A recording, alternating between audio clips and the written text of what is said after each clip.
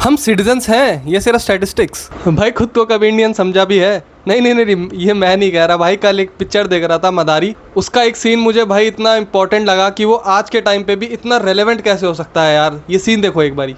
बटे हुए हो तुम लोग, धर्म, जाति, प्रांत। हम फिगर्स एनालाइज करते हैं।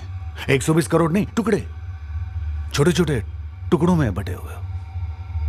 जब ये सीन आया तो एक सेकंड के लिए मैंने सोचा कि भाई ये मूवी पुरानी है या पॉलिटिक्स का सॉफ्टवेयर अभी तक अपडेट ही नहीं हुआ। सीन देखते वक्त मैंने एक चीज रियलाइज करी जो मेरे को बहुत हिट करी, कि हम आम लोग अपने आप को समझते क्या हैं? इंडियन।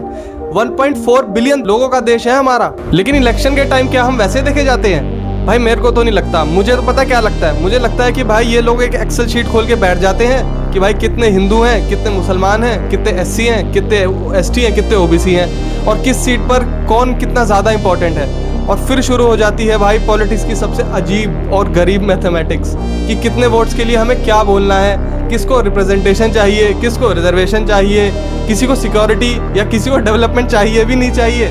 और देखो यार, मैं समझता हूँ कि डेमोक्रेसी में कम्युनिटीज़ की जो कंसर्न्स होते हैं उनको एड्रेस करना बहुत ही ज़्यादा इंपॉर्टेंट है, और उसमें कुछ देखो गलत भी नहीं है। प्रॉब्लम पता है कब शुरू होती है? प्रॉब्लम तब शुरू होती है जब सिटीजन को यार सिटीजन नहीं, एक वोट बैंक की तरह देखा जाता है। क्योंकि भाई तब हमारी आइडेंटिटी एक इंसान की नहीं रहती। क्योंकि यार हम बनकर क्या रह गए? एक नंबर मात्र।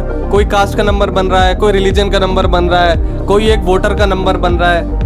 और भाई पता क्या, ये पॉलिटिशियन जब वोट मांगने आते हैं पता है क्या कहते हैं? कि आप तो हमारे परिवार ही हैं जी। लेकिन इलेक्शन के बाद क्या चला जाता है पाजी, ये परिवार आपका।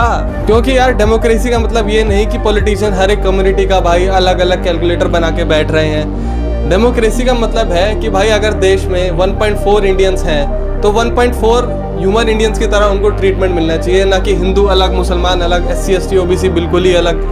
वोट अलग हो सकता है लेकिन राइट और डिग्निटी कभी अलग नहीं हो सकता मेरे दोस्त। और शायद यार मदारी का ये सीन इसीलिए आज भी मुझे इतना रेलेवेंट लगा, क्योंकि टेक्नोलॉजी बदल गई, गवर्नमेंट्स बदल गई, स्लोगन्स बदल गए, लेकिन वोटर्स को एक नंबर की तरह समझना शायद आज भी नहीं बदला।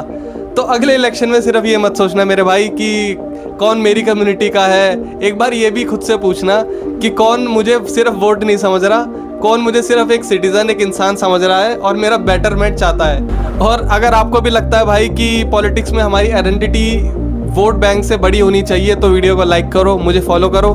क्योंकि सवाल किसी एक पार्टी का नहीं है मेरे दोस्त, सवाल ये है कि हम सिटीजन हैं या सिर्फ एक स्टैटिस्टिक्स।